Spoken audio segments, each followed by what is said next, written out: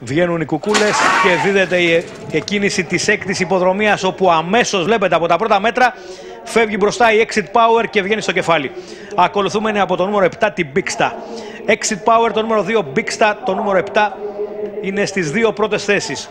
Πιο πίσω το νούμερο 4 η Gimme San Lovin, ακολουθεί η Ilaria στην τέταρτη θέση το νούμερο 5 η Ilaria που έκλεισε πρώτο φαβορί 1,31 στον Κανιάν, 61 λεπτά στο πλασέ.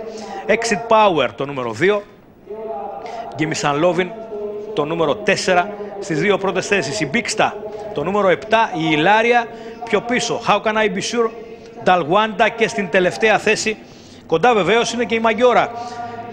Περάσαμε τα 1000, είμαστε στο ύψος των 900, πάμε για τα 800 με την Exit Power, την Gimme San Lovin, την Ilaria, την Bigsta, την Dalwanda, την How Can I Be Sure και την Maggiora.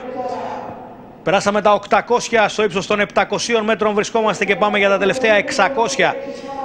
Οδηγεί η Exit Power, η Gimme San Lovin κοντά. Αυτές οι δύο έχουν πάρει μια μικρή διαφορά έναντι της Ilarias που ακολουθεί στην τρίτη θέση. Dalwanda πιο πίσω. Από μέσα είναι η Bigsta, απ' έξω η How Can I Be Sure και η Maggiora.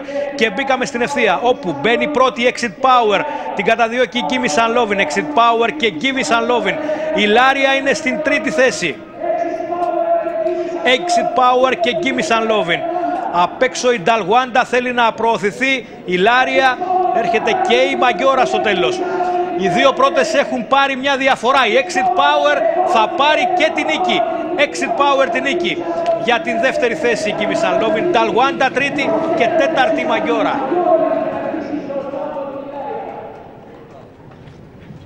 Exit Power, κεφάλι και τέρμα.